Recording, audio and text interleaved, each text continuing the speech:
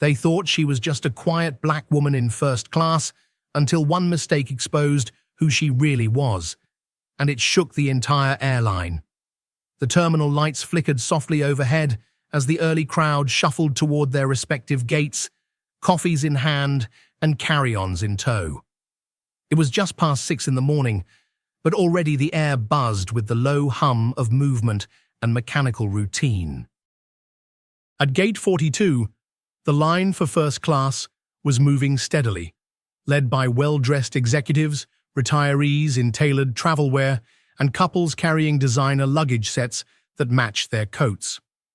Standing near the edge of the line, alone, was a woman who didn't quite match the picture others had come to expect from that part of the airport. Danica Moore stood tall, composed, and completely still. She wore a navy blue hoodie, clean but worn at the seams, and jeans that had clearly seen more miles than most of the suitcases around her. On her shoulder was a simple canvas tote bag, no monograms. No travel stickers, no sleek roller bag at her side. Her hair was pulled back in a low bun, and there were no sunglasses shielding her eyes, no makeup adding artificial poise. Just her, steady, quiet. She held her phone in one hand, the boarding pass glowing faintly on the screen. First class, seat 1A. Direct to Chicago. The line moved slowly, but no one invited her forward. A few glanced in her direction, quickly looking away as if her presence required some internal recalibration they weren't yet ready to make. Danica didn't mind. She was used to that pause. When she finally stepped forward toward the first-class checkpoint, the agent behind the podium straightened, then tilted his head just slightly. He didn't say anything at first, just looked her over with the kind of blink that wasn't quite a stare, but wasn't warm either. His name tag read Brandon Reese.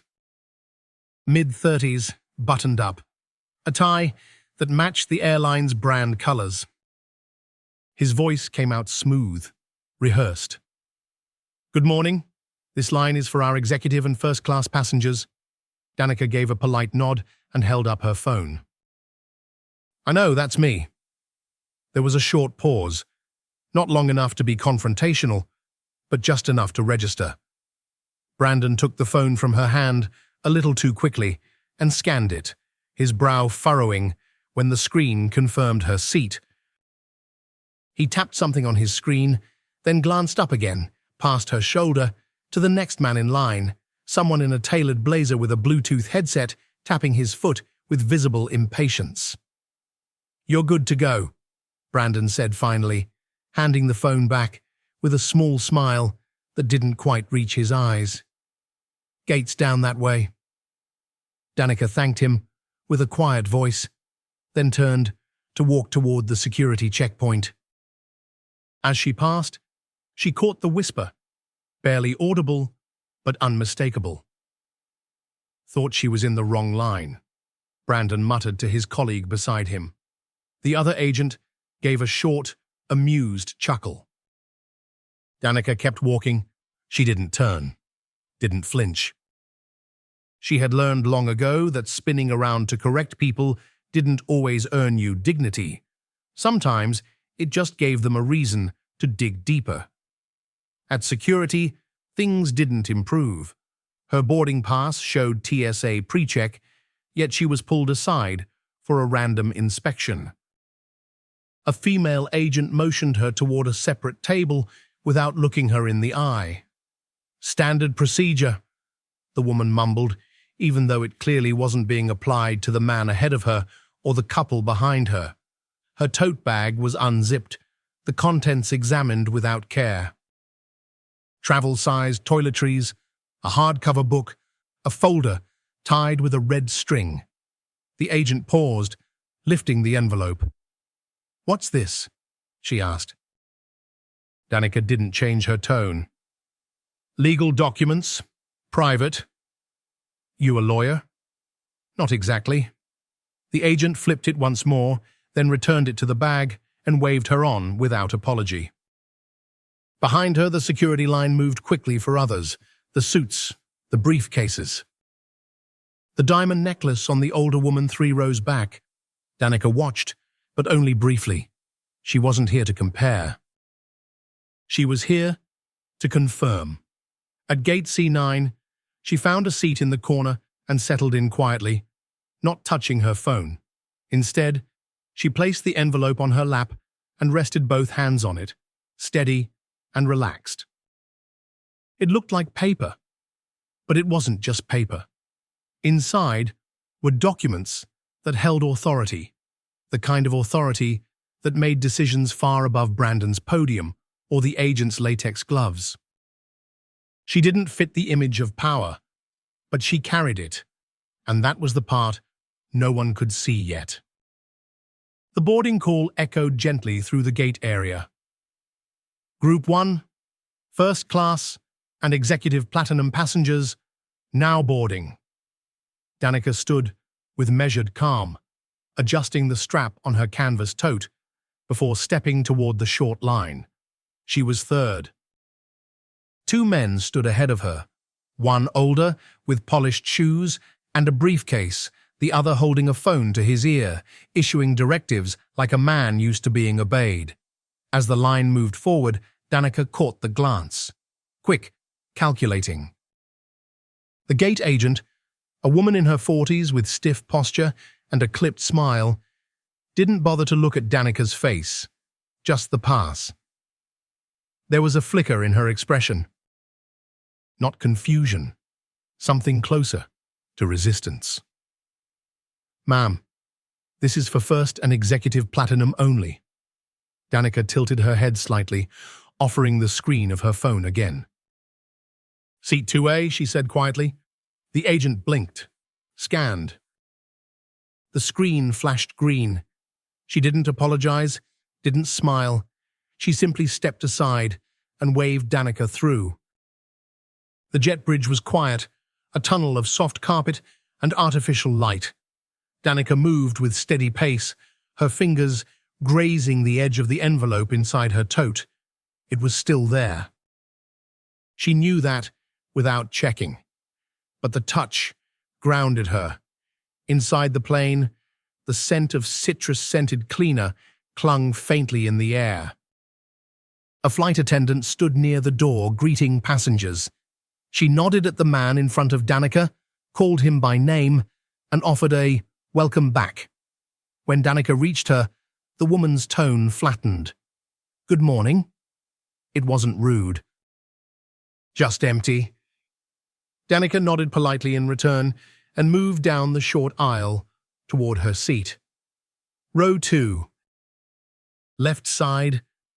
Window. She slid into her seat, resting the tote beneath the chair in front of her, the envelope tucked safely against her lap once more. The man beside her offered a nod, then returned to his tablet. His coat was expensive, his glasses sleek. He didn't ask her anything. A moment later, the overhead bins were shut, the door sealed, and the cabin lights dimmed to a low, muted glow. The hum of the engine filled the background. Soft, constant. For a while, nothing happened. Then small things began to add up. A bottle of water was passed to row 1, then to row 3. Row 2 was skipped. The flight attendant who had greeted Danica never returned. Instead, another younger attendant began moving down the aisle with the beverage cart, pausing at each row to take orders. When she reached Danica, she hesitated. Just water, please, Danica said. The attendant leaned toward the senior flight attendant at the front, the same woman who had met them at the door. She whispered. The older woman glanced toward Danica's seat, then whispered something back. The junior attendant turned again, offering a thin smile. I'm sorry, ma'am. Complimentary beverage service isn't included with your ticket. Danica's brow lifted slightly, Her tone stayed calm. Even for first class? The attendant blinked, clearly uncertain. She looked back toward the front. The senior attendant now stepped forward, her expression unreadable. "We'll check with the cabin manager," she said shortly, and moved on. Danica didn't argue. Beside her, the man in seat 2B looked up from his tablet, confusion in his eyes. "I thought drinks were included," he muttered, not really asking her, more voicing his own surprise. Danica said nothing. A few minutes later, a baby began to cry in the back. The sound rose gently at first, then grew louder. A flight attendant responded quickly, bringing a warm blanket, offering to heat milk. The voice she used was soft, sweet, practiced with care. Danica watched without judgment. She didn't resent the service. She noted the difference. A moment after, a warm cloth was offered to the man beside her. No one addressed her. No one looked her way. She remained still, her fingers gently resting on the edge of the envelope. By now, she was certain. This wasn't a mistake. It wasn't an oversight. It was design, wrapped in policy, masked in politeness. The real discomfort wasn't in what they did. It was in how sure they were that she wouldn't say anything, that she wouldn't fight. And for now, she wouldn't. About halfway through the flight, the cabin manager appeared, tall, clean-cut. Clipboard in hand, his name tag read Trevor Holt. He stopped beside Danica's seat and crouched slightly. "Ma'am," he said, tone brisk, "we've had a seating issue reported from ground crew. Would you mind if I rescan your credentials?" Danica didn't move. She unlocked her phone with a touch and held it up. Trevor stared at the screen longer than necessary, then nodded. "Must have been a system error. I'll make a note." He said nothing else and moved on. Seconds later, the senior flight attendant returned, Cassidy Lane, according to her tag. Her smile was too bright, too fast. "We've adjusted your record, ma'am," she said. Her voice lowered. "Let us know if you need anything." Danica offered no reply. She turned back to the window, the clouds outside forming soft layers across a steel-blue sky. The hum of the engine never changed, but inside the cabin, the atmosphere had already shifted. Not loud, not violent, but pointed. And she was in its center, not because she had done anything, but because she had done nothing. And that they didn't expect. As the plane reached cruising altitude, the chime above the aisle gave way to the soft rustle of movement. The cabin lights glowed in their dimmed setting, casting a warm, almost golden hue across the first few rows. Seatbelts loosened, passengers leaned back, trays were prepped. And the quiet ritual of in-flight comfort began. For most, that comfort came automatically. The man in 1B requested a second blanket. A flight attendant fetched it without hesitation. The couple in row 3 asked for sparkling water and lemon slices, both delivered with a nod and a smile. Warm nuts, cloth napkins, and tucked-in meal cards began to appear in laps and on armrests. Danica sat still. No one asked her what she wanted. She watched without blinking as Cassidy Lane, the senior flight attendant, moved smoothly from row to row, her hands confident, her face trained into the shape of courtesy. But she never looked toward Danica's seat. Not even once. At first, Danica thought maybe she was being paranoid. Maybe it was a matter of timing or logistics. But as the pattern continued, tray tables pulled for others, but not for her, eye contact shared freely with neighbors, but not her. The reality grew unmistakable. This wasn't a glitch. This wasn't busy hands forgetting a step. It was intentional. She leaned slightly toward the aisle as the beverage cart returned once more. A tray with neatly labeled entrees was being offered to her seatmate. Herb-roasted chicken, miso-glazed cod. The attendant asked with a lightness in her voice, like offering dinner to a friend. He made his choice. She wrote it down. Then she stepped past Danica without a word. No menu, no options. Not even a glance. Danica waited, counted to 5. Then gently cleared her throat. The motion was quiet, not disruptive.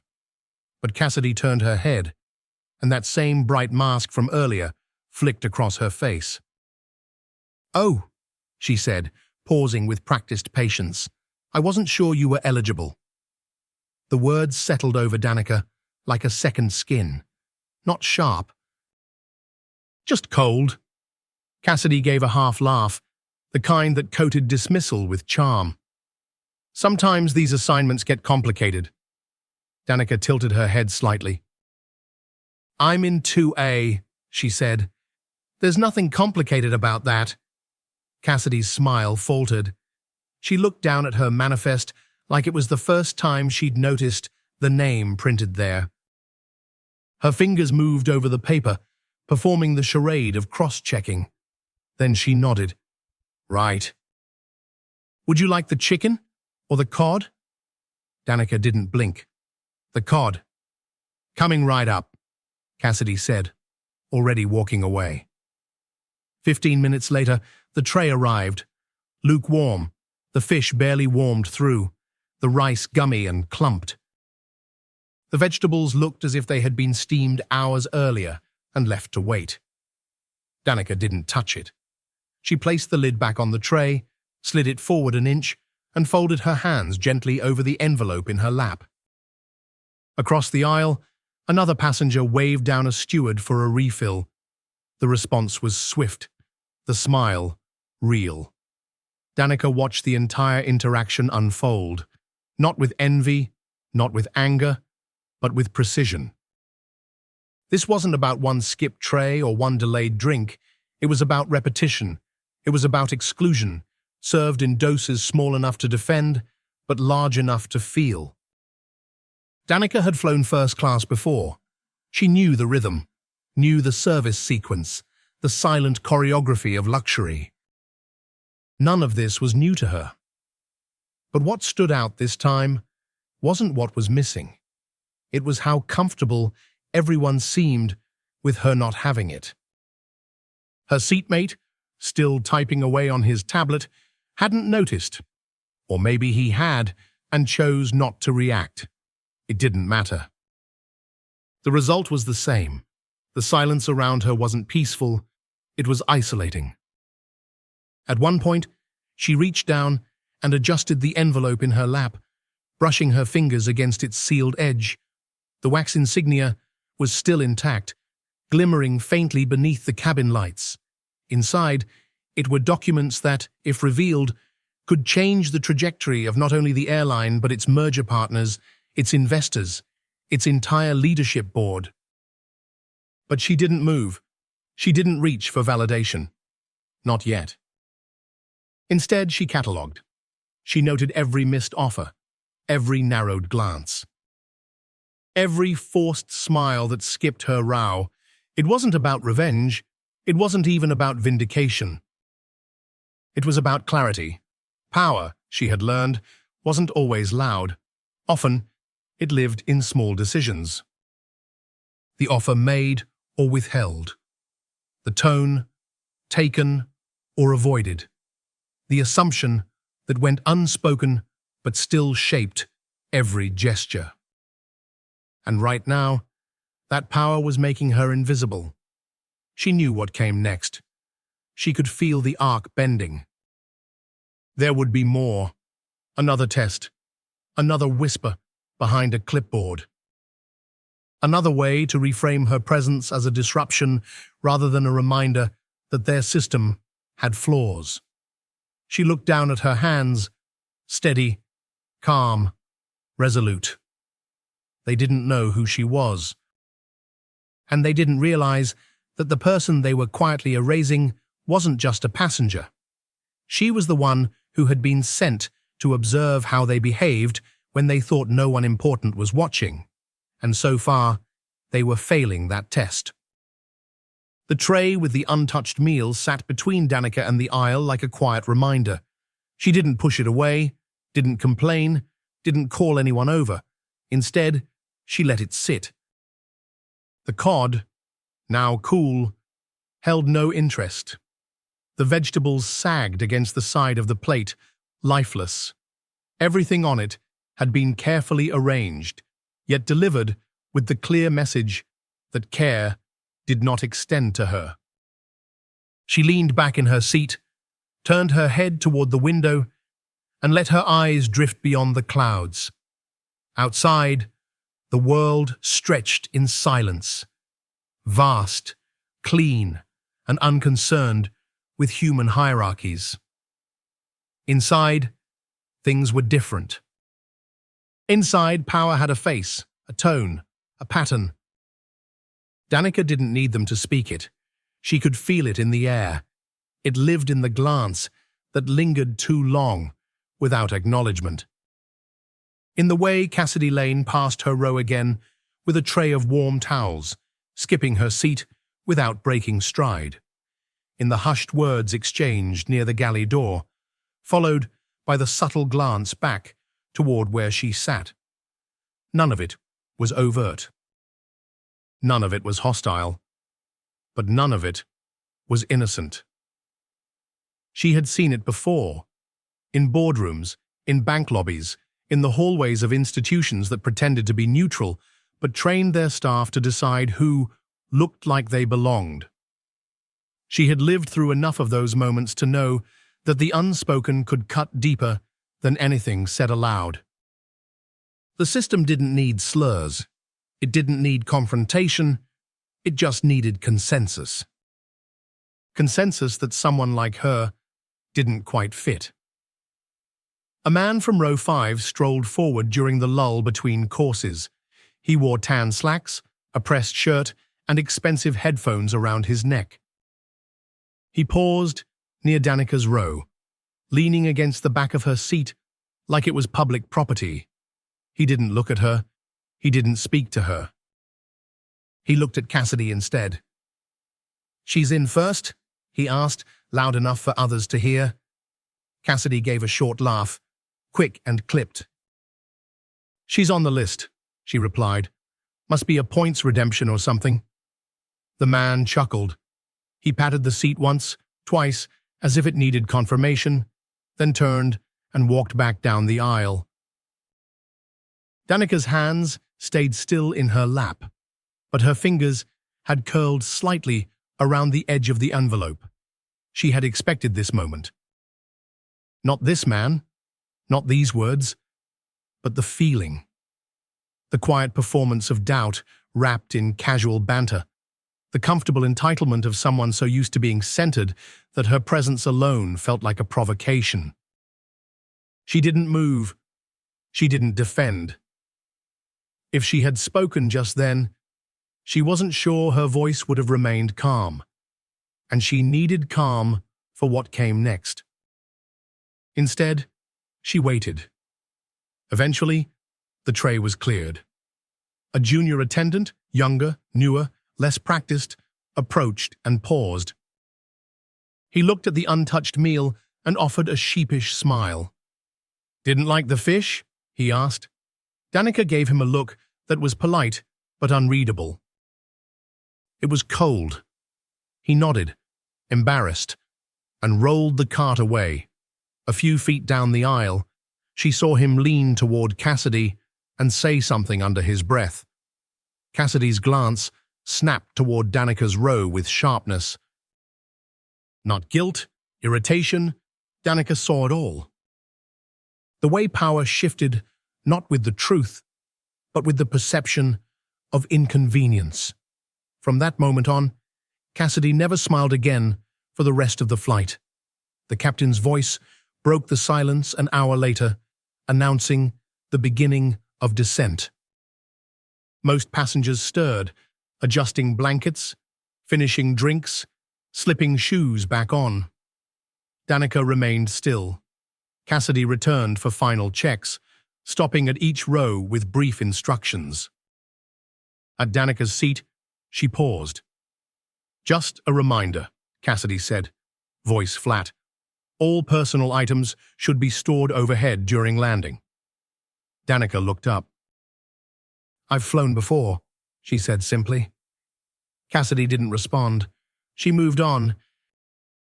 The wheels touched down with a soft jolt, and the cabin filled with the usual chorus. Seatbelts clicked, overhead bins creaked, passengers shifted and stretched. But Danica stayed seated. She didn't move until the chime signaled it was time. She reached under her seat, lifted the tote with care, and rested the envelope across her lap. Everything that needed to be said had already been said. In tone, in service, in silence. They didn't see her as a problem. They saw her as a mistake. One they expected to quietly correct with inconvenience, exclusion, and doubt. But she hadn't come here to be served. She had come to see. And what she had seen was exactly what needed to be confirmed. The hierarchy wasn't just built into the seat numbers. It was built into the glances, into who got offered water, into who was allowed to exist without explanation. And now, the flight was over. The part they didn't understand was that the real turbulence had nothing to do with the sky. It started in the moments when the system decided who deserved to be comfortable. And Danica Moore had spent her entire life preparing for this moment, not to prove she belonged, but to reveal what happened when they assumed she didn't. The jet bridge hummed with quiet tension as the first-class passengers began to disembark. Some stood with practiced ease, chatting softly, already moving on to business meetings or layovers. Others took their time, adjusting coats, lifting bags from overhead compartments, offering each other polite smiles like members of an unspoken club.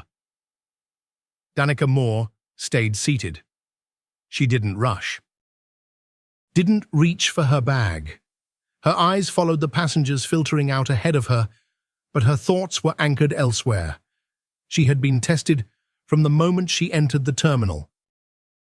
And every subtle push, every skipped row, every passive glance, every correction that came without apology had been a part of that test, not just for her, for them. And they didn't know they were failing. To someone watching from the outside, she might have seemed passive, quiet, composed to a fault, but there was nothing passive about her silence. It was chosen. It was shaped. It was measured the same way others measured their smiles or uniforms. There had been so many opportunities for her to speak up, to ask questions, to demand fairness. She had faced those moments before in other rooms, under different lights, often when there were stakes just as high. But she had learned long ago that sometimes the most powerful thing a person could do was not react, because silence unsettled people. Silence gave space for the truth to echo. And that's exactly what she needed now. She stood only when the aisle cleared. Her tote swung gently over one shoulder, the envelope tucked firmly beneath her arm. The seal was still unbroken. The red wax shimmered faintly in the cabin's soft light. At the aircraft's doorway, the captain stood smiling at the remaining passengers, offering standard farewells. His uniform was crisp, his posture confident, but when Danica reached the front, his smile hesitated. "Safe travels," he said, with a small pause. Danica gave a short nod. She didn't return the pleasantry. Then she stepped into the jet bridge. The cool air hit her like a shift in atmosphere. Behind her, the door clicked shut. The rest of the world continued moving, unaware that something far more consequential than a landing had just taken place. Halfway down the bridge, a man in a dark blazer with a clipboard stepped into her path. His badge identified him as Airport Operations. "Miss Moore?" he asked. She didn't flinch. "Yes. We've had a request to verify your final destination before releasing your luggage," he said. "Just a routine update." Danica's brow lifted, but her voice remained calm. "You need to verify where I'm going?" "Yes, ma'am," the agent said, avoiding her eyes. "It seems your reservation was flagged for status code review, possibly a system override." She stepped forward slightly. "Who filed that code?" The agent hesitated. "It doesn't say. Might have been automatic." "It wasn't," she said. "Take me to whoever's handling this." The man shifted uncomfortably, then gestured to a side hallway that branched off from the main concourse. She followed without a word. The corridor was quiet, lined with grey walls and cheap carpet. The smell of disinfectant clung to the air. At the end, a small room labelled Operations Holding 3B stood open. Inside, a woman in a black blazer sat behind a desk with 2 monitors. She didn't stand when Danica entered. "Ms. Moore," she said with clipped efficiency, "we've encountered an anomaly with your reservation. It appears your seat was reassigned mid-flight due to an internal review. The system flagged your ticket as an irregular upgrade." Danica set the envelope down on the desk with deliberate care. She didn't open it. Not yet. "Irregular how?" The woman tapped on her keyboard. "The record shows the ticket originated from a legacy voucher linked to a now-defunct loyalty program." Danica raised an eyebrow. "So, your system doesn't recognize its own assets?" "Legacy programs can sometimes be manipulated," the woman replied. "Fraudulent redemptions are an ongoing concern."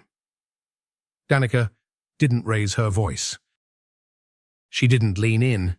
She just stared. "You're implying that I fraudulently boarded a seat I paid for?" The woman folded her hands tightly.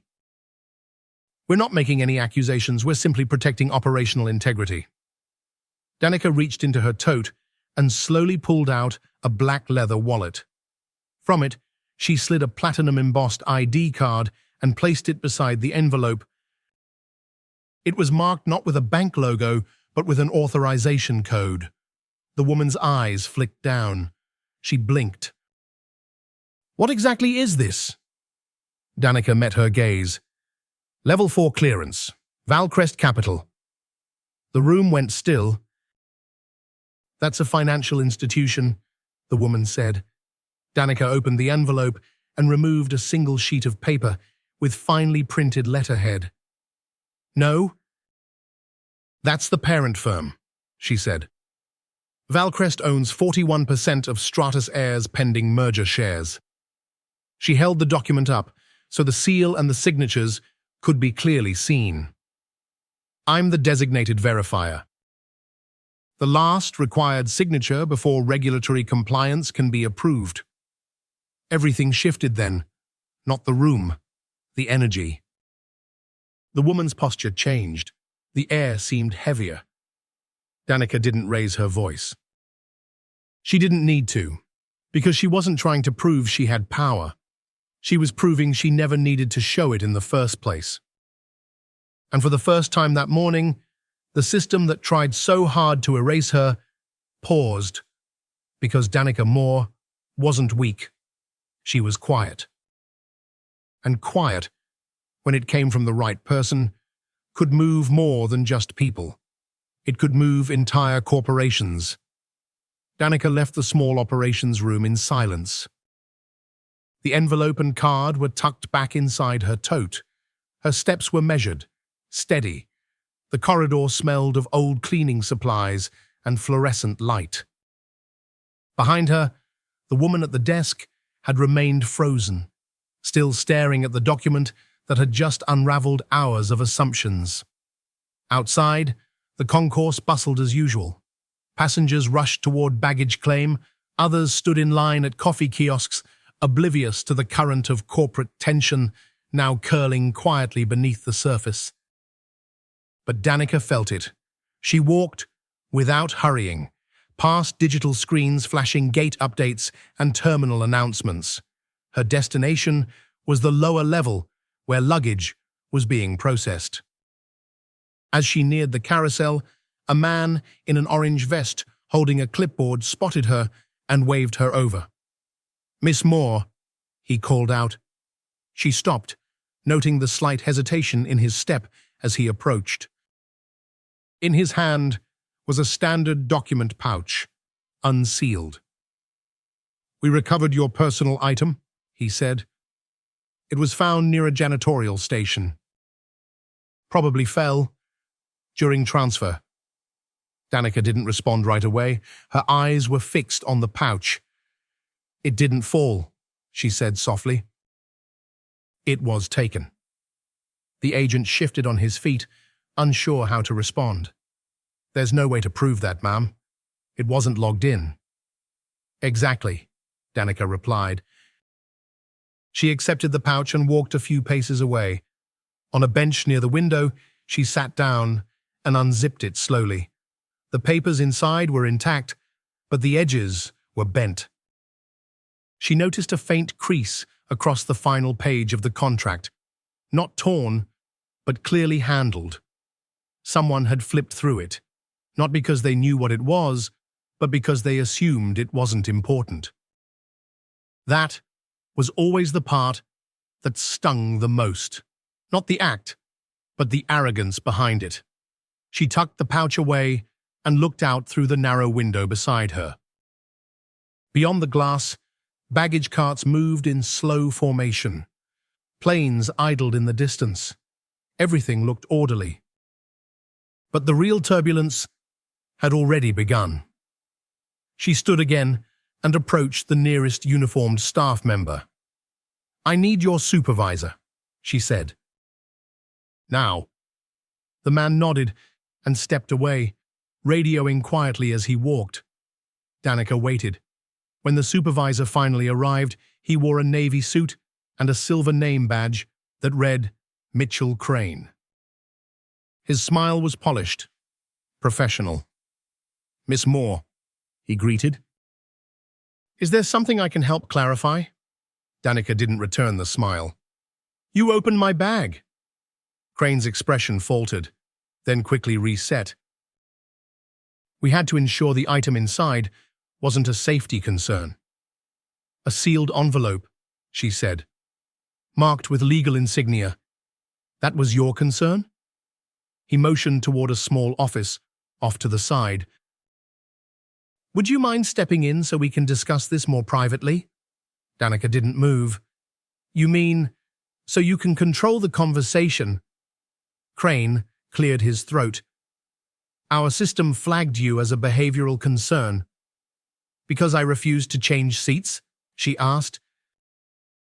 "There was a report filed," he said, his voice flattening, "that your demeanor toward cabin crew was measured." He paused. "Non-compliant?" "Potentially confrontational." Danica took a step forward.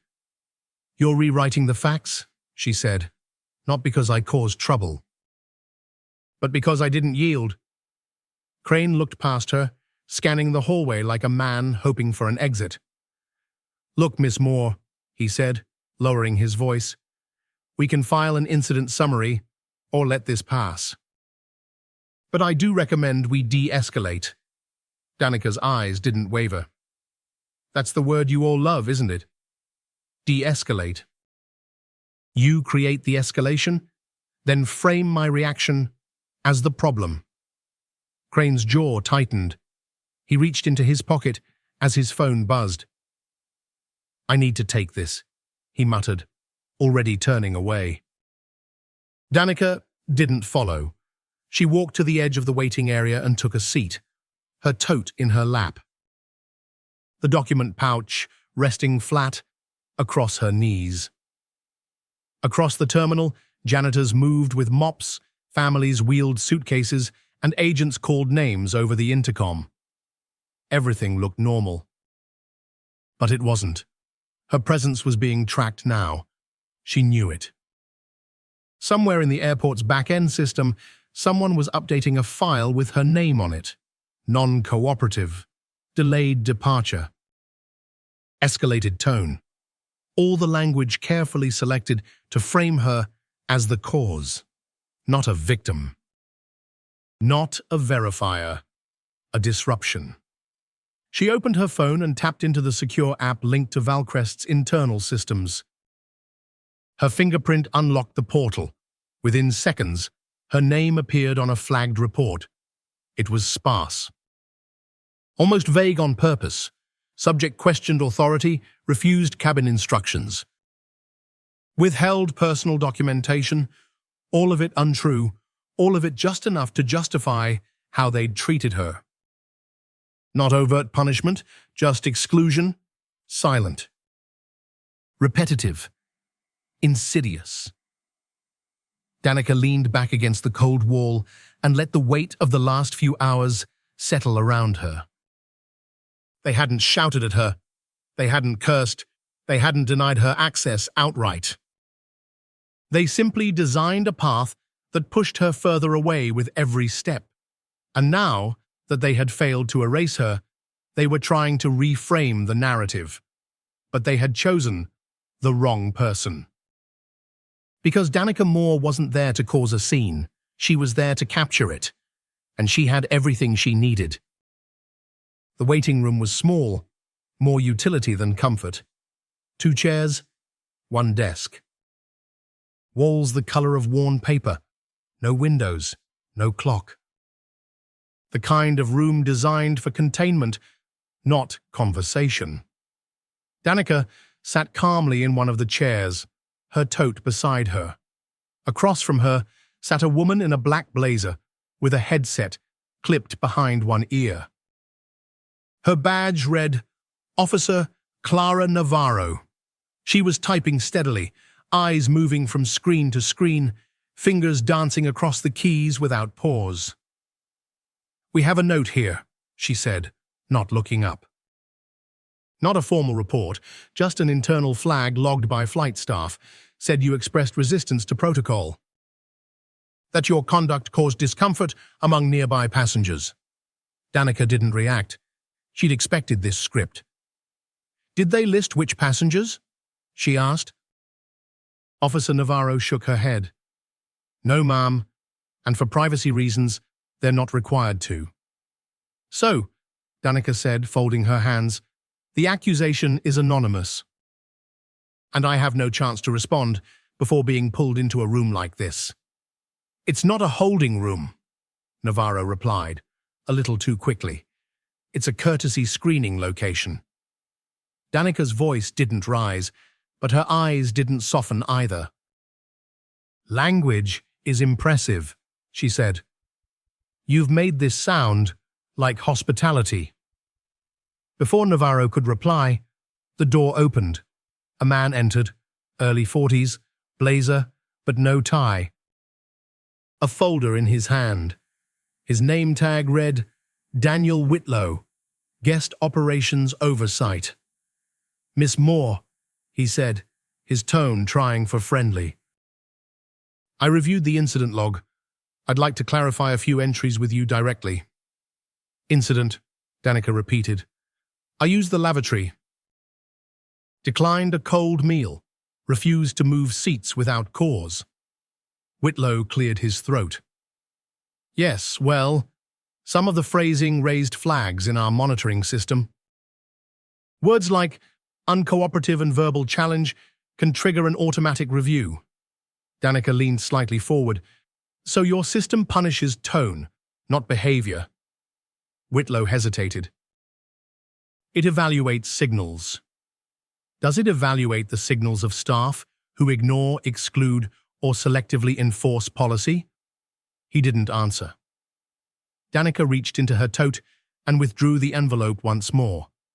She didn't open it this time, just laid it on the table in front of them like a declaration.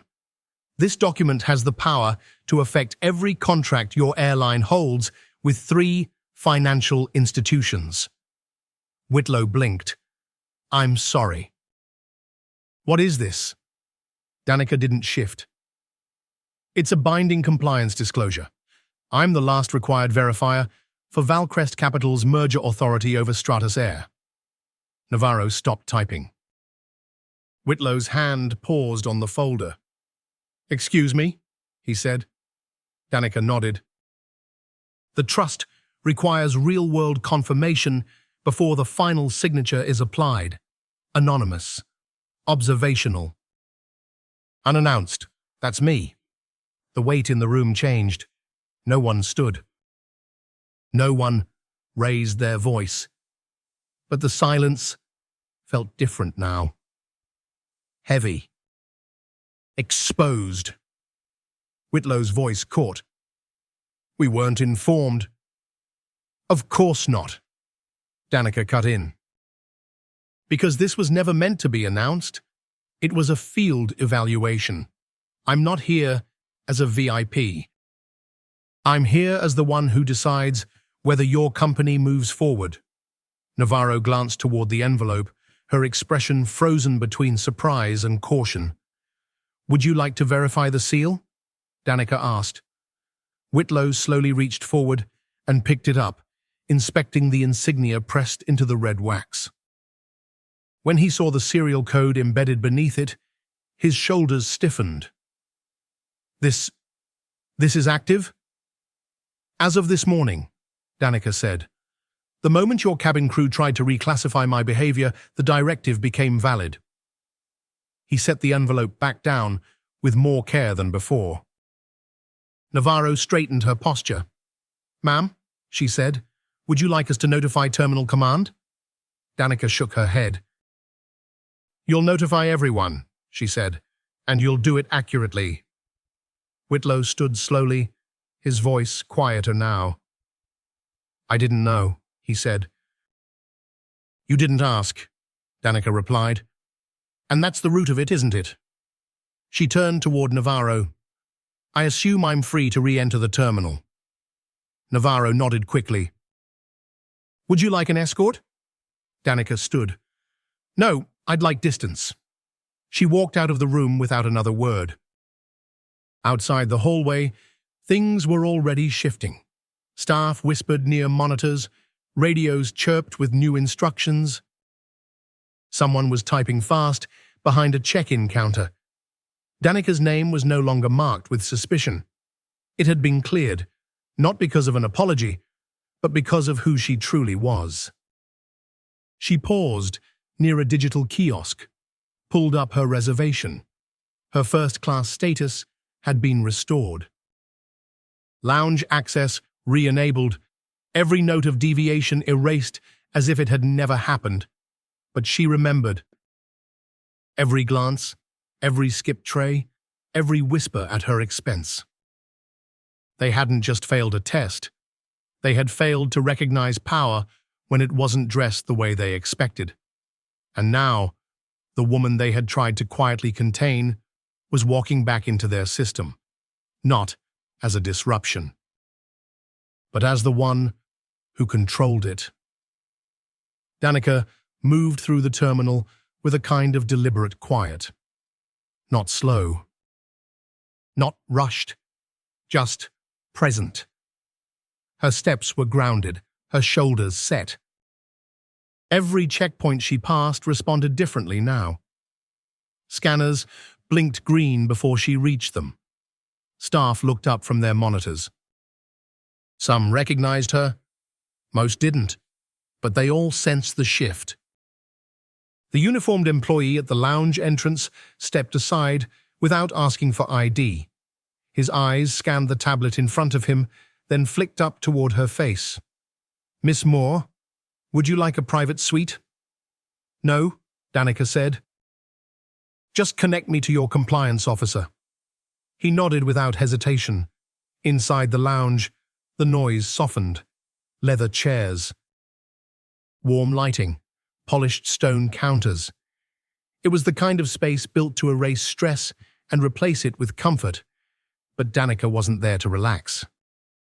She walked to a quiet corner and opened her secure tablet. The screen lit up with a biometric confirmation. She tapped once.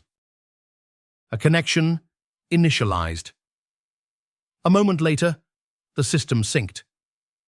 Her screen displayed a dashboard of audit logs, service transactions, crew assignments, and digital tags captured during her flight. This wasn't just a standard passenger complaint form. It was a full-scale evaluation platform built specifically for people like her. People authorized to see how a company acted when no one thought they were being watched. She tapped through 3 sections: gate interaction, in-flight service, post-arrival processing. Each one opened with precise detail. Time stamps, badge scans, service checklists, footage snippets. It was all there, but Danica didn't need to watch it again. She remembered everything. What she was looking for now was pattern. She tapped into the summary tab and uploaded a preliminary report. The system paused, then asked for confirmation. Submit as primary evaluator? Danica tapped yes. Outside the lounge's tinted windows, the airport kept moving, steady, unaware. But beneath that normal rhythm, change was already underway. Valcrest Capital had dispatched her not as a passenger, but as a verifier, a role created not for publicity, but for protection. She wasn't just here to spot bad service. She was here to determine whether Stratus Air could handle power being present in a form it didn't expect. 3 years ago, when she was first contacted about the trust, the proposal was simple: observe. Record. Do not disclose identity. Her approval was required before Valcrest would release its 41% voting share in the pending merger. At the time, she'd hesitated, not because she didn't understand the weight of the assignment, but because she understood it too well. She had built her career by reading systems, not headlines. Her expertise wasn't in raising her voice. It was in recognizing where institutions failed their own mission statements, not in crisis.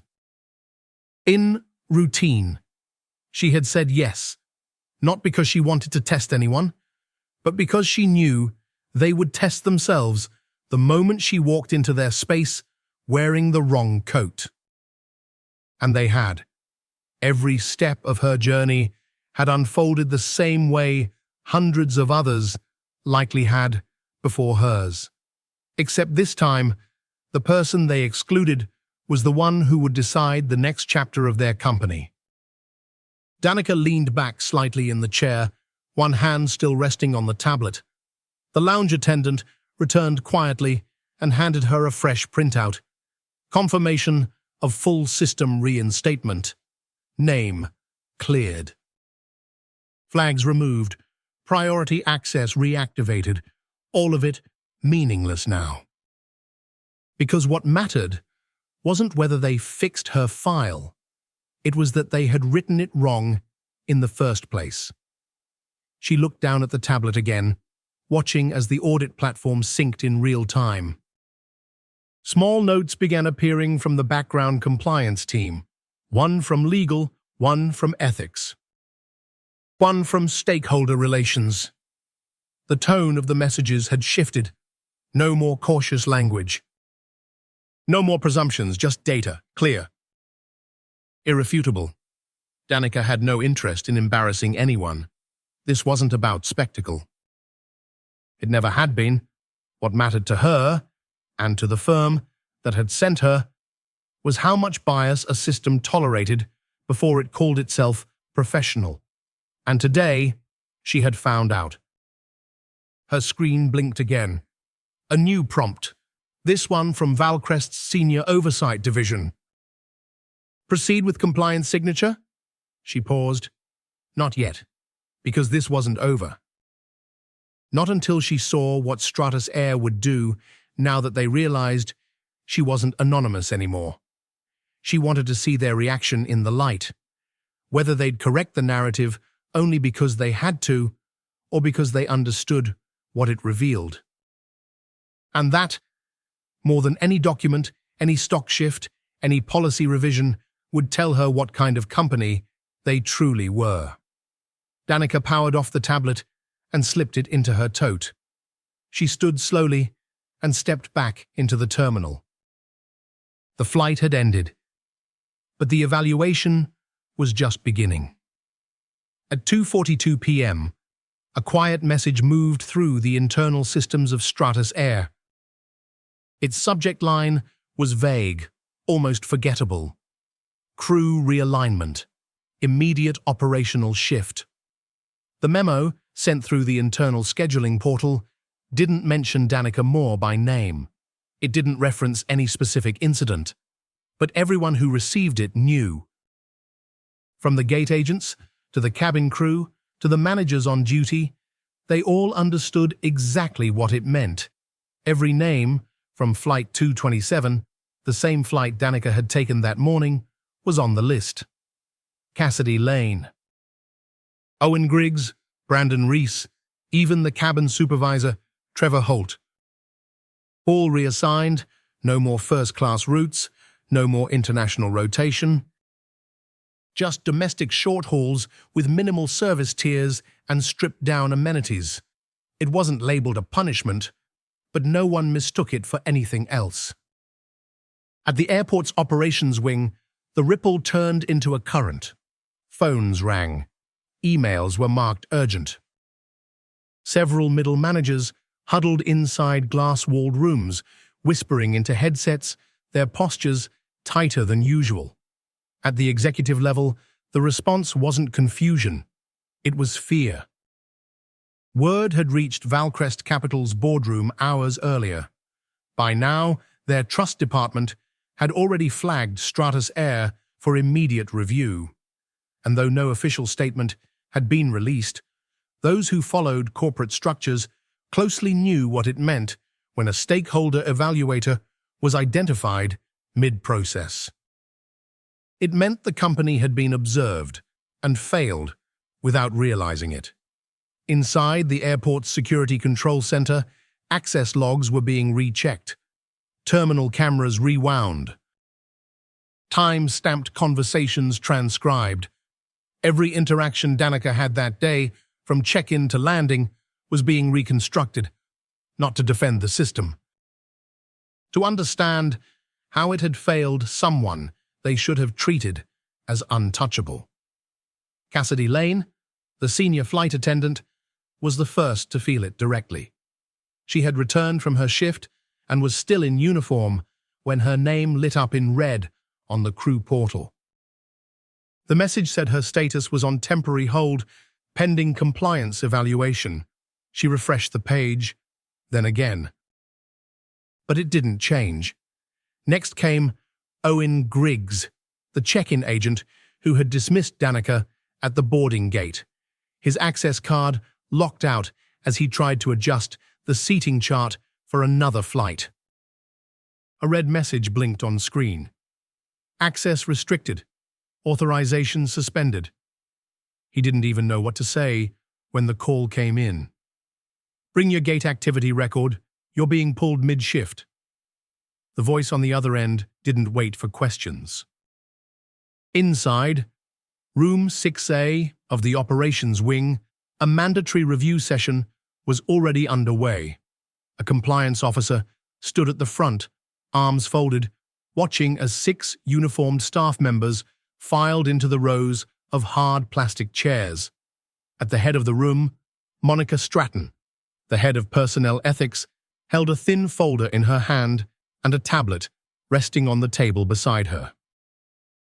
"We've initiated a Class B incident review," she began. Her voice was level, not angry, but no one mistook her tone for soft. "This concerns potential profiling and service protocol violations involving a passenger under identity-protected status." The room went quiet. Cassidy looked down. Owen leaned back in his chair. Trevor, the supervisor, didn't even try to argue. Stratton tapped the tablet. Behind her, a screen came to life. Footage played. No sound, just moments. Moments Danica had remembered in silence, now played back on loop. Cassidy, skipping her row during towel service. The whisper to the junior attendant. The hesitation at boarding. The redirection. The smile that never reached the eyes. Stratton didn't narrate. She didn't need to. "These are not service gaps," she said. "These are patterns." One of the junior attendants raised a hand. "No one told us who she was." Stratton didn't blink. "That's the point," she said. "You weren't supposed to need to know." Then she pulled up the incident log, the false notes, the code flag, the wording used to frame Danica as uncooperative. "You activated manual review on a passenger traveling under full stakeholder protection," she said. "That trigger alone just cost the company a red-level compliance audit." Someone in the back exhaled sharply. Cassidy shifted in her seat, her hands tight on her lap. "You all thought this flight was routine," Stratton continued, "but the passenger you dismissed now holds the authority to nullify the merger timeline." No one spoke. Because the weight of what had happened was no longer theoretical. It was operational. It was financial. And most of all, it was deserved. Danica hadn't raised her voice, hadn't demanded anything. She had simply let the system speak for itself and then made sure someone was listening. Back in the lounge, Danica sat quietly, watching her dashboard refresh. Messages kept coming in. Legal reviews, policy inquiries, a ping from stakeholder relations marked high sensitivity. She didn't respond. Not yet, because now the story wasn't hers to finish. It was theirs to reckon with. Room 6A, hidden behind layers of security doors in the administrative wing of the airport, had never been so quiet. The fluorescent lights overhead buzzed faintly, the only sound in a space filled with tension so thick it made the air feel heavy. Around the long rectangular table sat the entire in-flight team from Flight 227, the same crew that had moved through the day with confidence. The same faces that had exchanged glances and whispers, who had handed out menus to some and skipped others. Now they sat stiff-backed, their name badges turned downward, their hands folded or clenched in their laps. At the head of the room, Monica Stratton stood beside a large monitor. Her eyes scanned the room without emotion. "We're here under a Class B protocol review," she began, her voice calm but firm. "Not because of a customer complaint, but because our own systems confirmed a pattern of service-level deviation."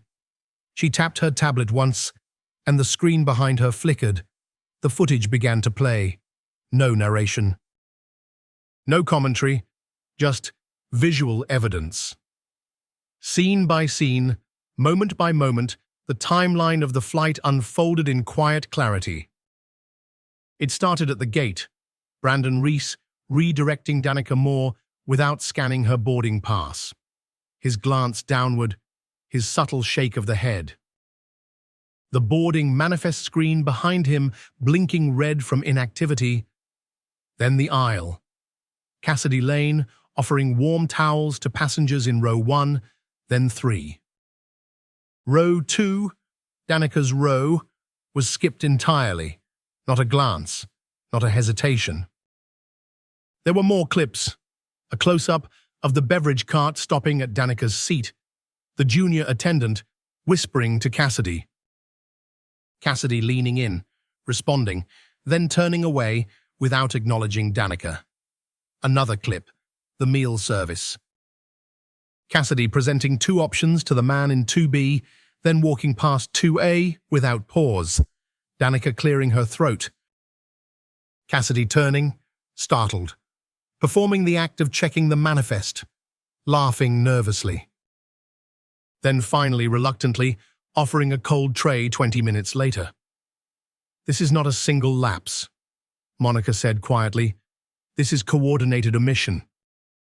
Carried out through practiced decisions, and all of it occurred in the presence of a protected stakeholder." She looked around the room. Danica Moore wasn't flying as a VIP. She wasn't using status points. She wasn't looking for special treatment.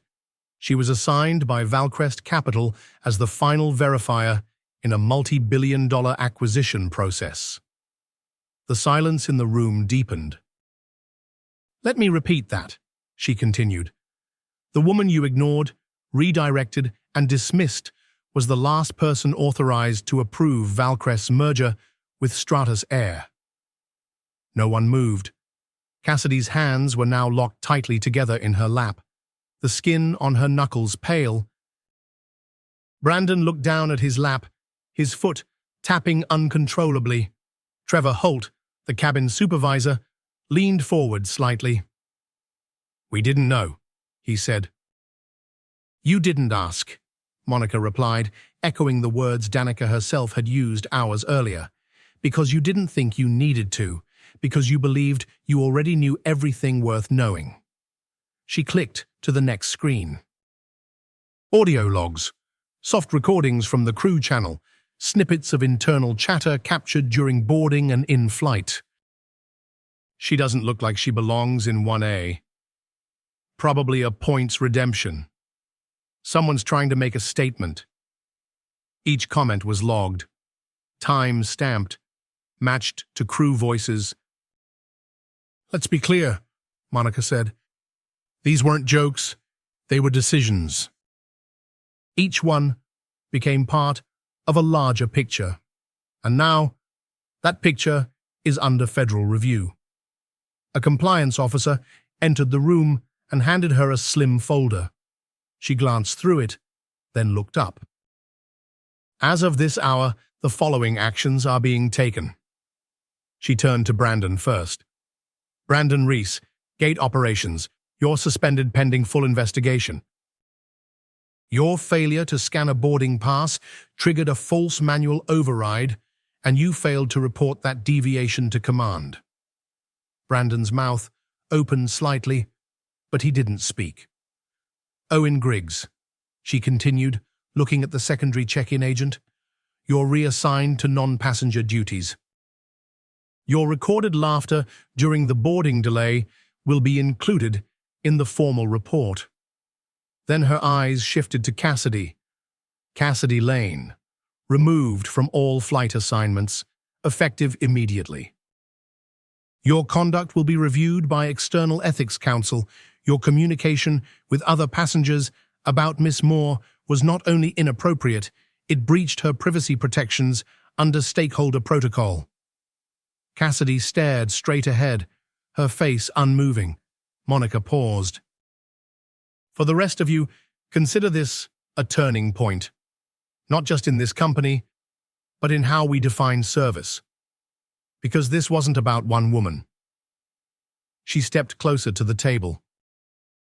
"This was about how you treat people when no one's watching, and you were watched." She nodded to the compliance officer and stepped out. No one in the room said a word. Outside, the printer buzzed again. Memos were already being distributed to legal. Audit logs were being compiled. The entire flight crew had been flagged in Valcrest's internal systems. The reckoning wasn't dramatic. It was quiet. Just like Danica had been, because real accountability didn't come with shouting or threats. It came with clarity. With receipts. With video that didn't blink. And a system that, for once, had to answer to the very person it tried to erase. In the upper floors of Stratus Air's executive offices, silence had taken a different form. It wasn't the calm of confidence or the hush of luxury. It was the quiet of realization. The kind that settled in when people knew they had been seen, not in fragments, but completely. Throughout the day, Danica Moore had said very little. She hadn't raised her voice, hadn't filed a single complaint. But every system, every camera, every line of service protocol had recorded something else entirely. Now, those recordings were being reviewed by people who understood the language of behavior more clearly than the language of apologies, the towel that was never offered, the glance that was avoided, the delay in serving her a drink, the tray of food that arrived cold long after others had finished their meal, the clipboard checks, the whispered comments, the small, compounding choices that didn't look like discrimination on their own, but added up to something undeniable. It wasn't just what they did, it was how comfortable they were doing it. No one had screamed at her. No one had cursed her name or thrown her off the plane, but they hadn't needed to. The system had been rehearsed for this kind of exclusion. The kind that didn't bruise skin, but chipped away at dignity. Danica had walked through every stage of the journey with calm precision. She hadn't interrupted their routine. She'd allowed it, and that, more than anything, had exposed the truth. Because while they believed they were in control, she had been recording.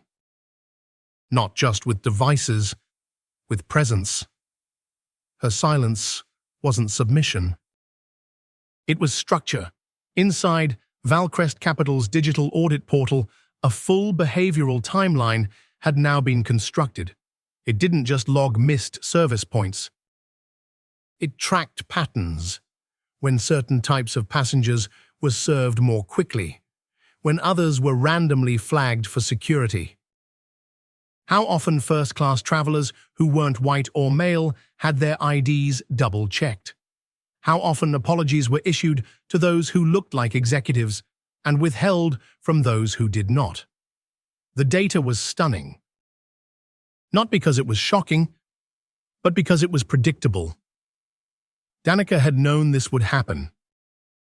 That's why she hadn't interfered. Her role wasn't to call it out in the moment, it was to let the system finish its performance, then replay it for those who thought the audience had left. And now, the airline's internal culture was being forced to listen to itself. Across the terminal, Cassidy Lane sat in the employee lounge near Gate F. Her uniform was still pressed, her hair still neat, but her posture had changed. Her usual confidence was replaced by something slower, smaller. In her hand was the internal memo she'd received an hour earlier. Reassignment pending formal review. International privileges suspended. The note didn't include Danica's name. It didn't need to. Cassidy remembered everything. The skipped towel, the fabricated smile, the chuckle with the man from row 5 who had questioned whether Danica belonged in first class. At the time, none of it had felt wrong. It had felt routine, and that was the problem. She looked up and saw other crew members sitting nearby, whispering in low voices, glancing at their tablets, refreshing their assignments. Everyone knew something had happened. They just didn't know yet how deep it would go. Down the hall, Owen Griggs sat at an empty check-in kiosk. His screen no longer responded to his badge. Earlier, he'd tried to log a seating change for a connecting flight. The system rejected his access.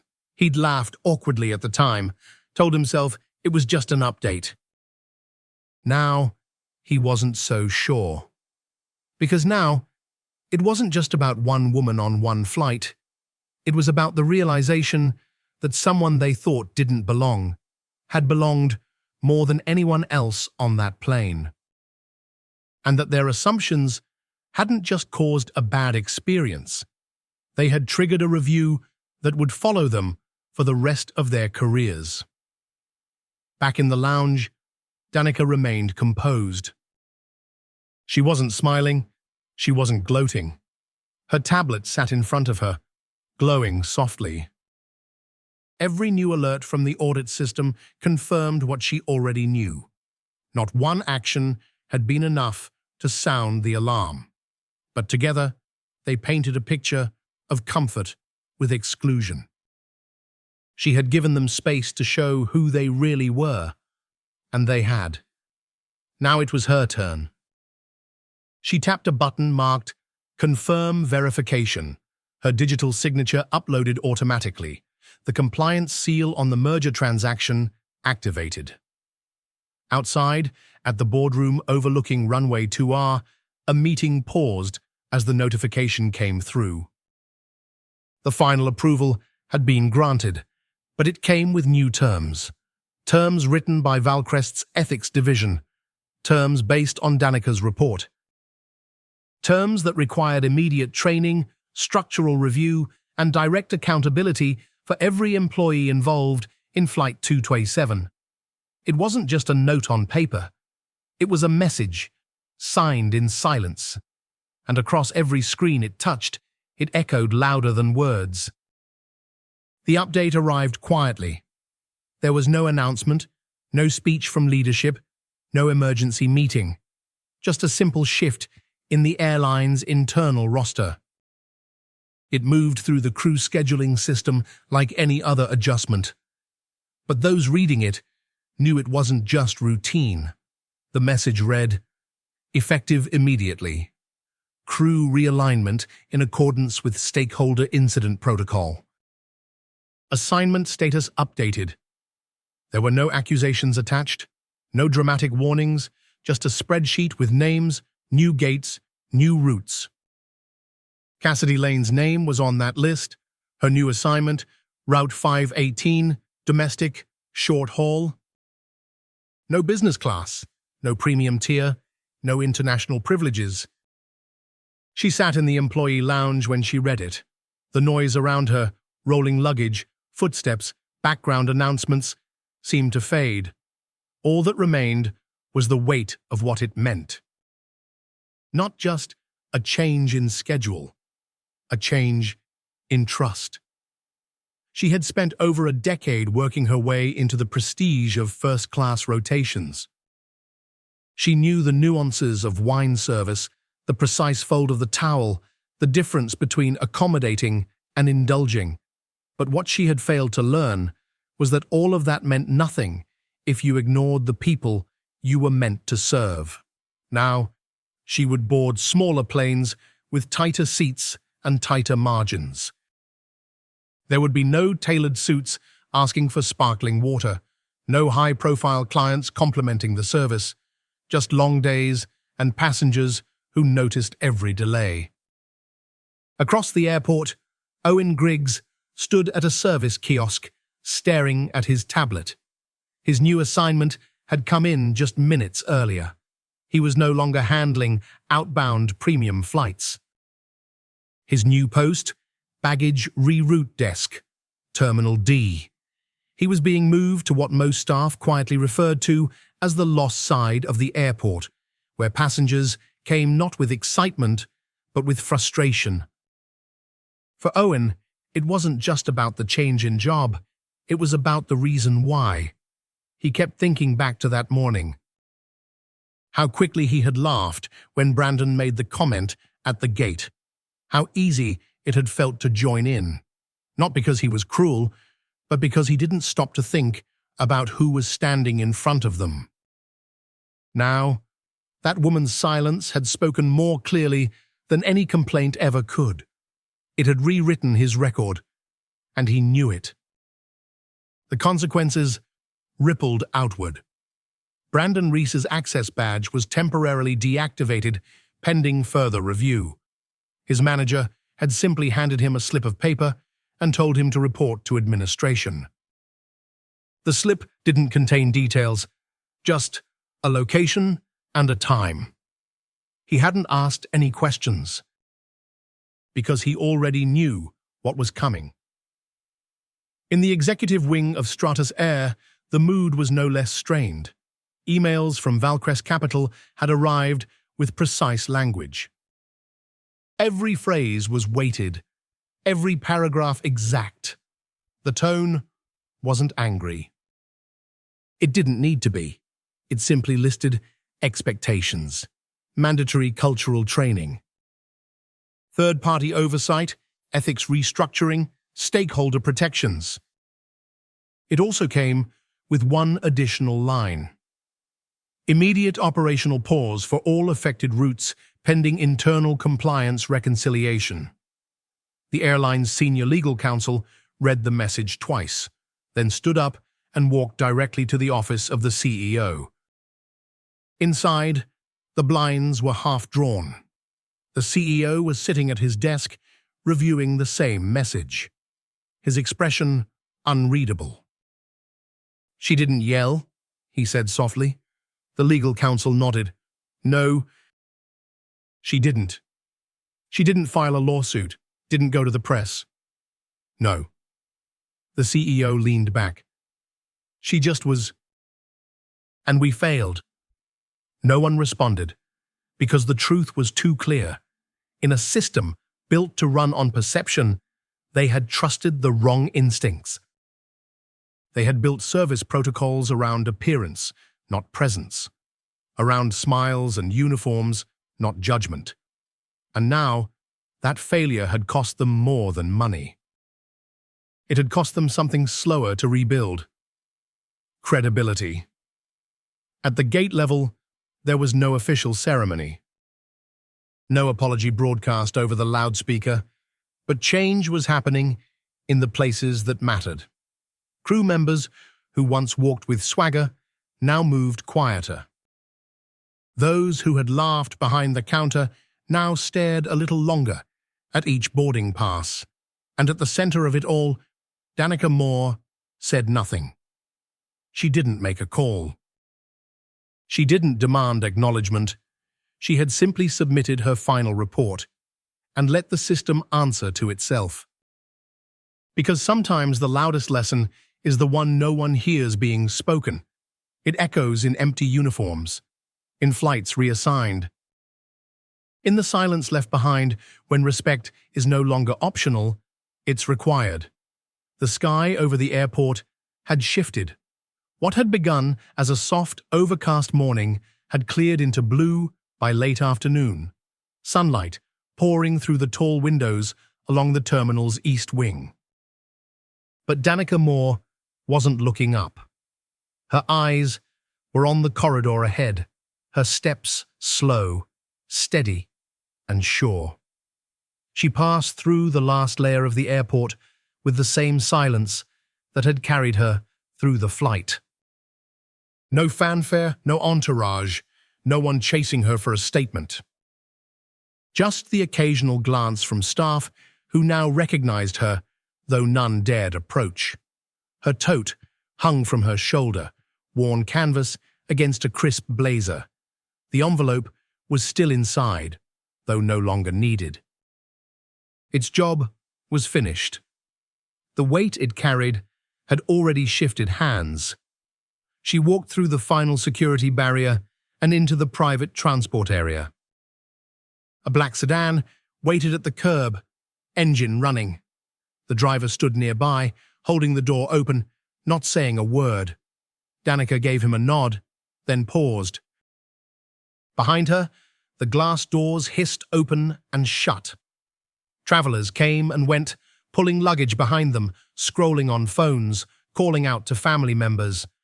The usual rhythm of departure and arrival continued uninterrupted. And yet, something was different. At gate C12, where she had boarded that morning, the agent was new, her badge clean. Her smile more careful. Behind her, a supervisor stood watching, clipboard in hand, not hovering, observing. The crew boarding the outbound flight didn't joke as much. They spoke in shorter sentences. Their glances toward the line of passengers were more measured. Small shifts, barely noticeable to most. But Danica noticed, because she had seen what the old version of this system looked like. Not broken. Just convinced it didn't need fixing. Now the cracks had been exposed, and they weren't being covered. They were being addressed. Inside the operations office, 2 floors above, a meeting was still in session. A compliance officer was speaking to a room of department heads, outlining changes that would take effect immediately. One by one, policies were being rewritten, starting with stakeholder handling procedures and mandatory cultural fluency for all front-facing staff. A new committee had been formed that morning, one focused solely on behavioral mapping, not of passengers, of employees, of when and where they made the choice to look away or to engage. None of these changes were made because someone had filed a lawsuit. They were made because a woman had walked through their system without asking for anything and proved that everything they claimed to stand for could be tested by how they treated just one person. Danica placed one foot onto the curb and turned slightly, just enough to look back through the glass doors she had passed through hours ago. Her reflection was faint, almost invisible in the midday sun. That was how they had wanted to see her, as someone who didn't belong. Someone who didn't match the profile of importance. But they had been wrong. She hadn't needed a title to hold power. She hadn't needed to shout to be heard. She had simply needed to be present and to let them write the story themselves. And now that they couldn't take it back. Her presence was imprinted into the system's memory, not as a disruption, but as the calibration point. The moment the organization had to reckon with the truth it claimed to live by. Inside the legal department, a memo was being drafted for release to all employees by end of week. It wouldn't name her. It wouldn't describe the details of what happened on Flight 227, but it would contain a phrase no one expected. We failed to see what stood in front of us, and in doing so, we failed to represent who we say we are. The CEO had signed it personally, not because he had to, because he understood that in a single day, Danica Moore had done what dozens of consultants, surveys, and brand reviews had failed to do. She had revealed the cost of assuming silence equals compliance. That respect is not something granted to the familiar, but owed to everyone. Danica stepped into the car. The door closed softly behind her. As the vehicle pulled away, she didn't look back. She didn't need to. Her work was done. The report had been submitted. The signature applied. The changes were no longer suggestions. They were policy. And every time a passenger approached a gate, every time a boarding pass was scanned, every time a towel was handed or a meal served, the memory of her silence would linger in the room. Not as a warning, as a lesson. Because she hadn't needed to raise her voice. The system had done that for her. Danica Moore's story is a quiet reminder that true strength doesn't always raise its voice. In a world quick to judge and quicker to dismiss, her silence revealed more truth than confrontation ever could. She didn't demand respect, she carried it. And in doing so, she held up a mirror to a system that believed appearance determined worth.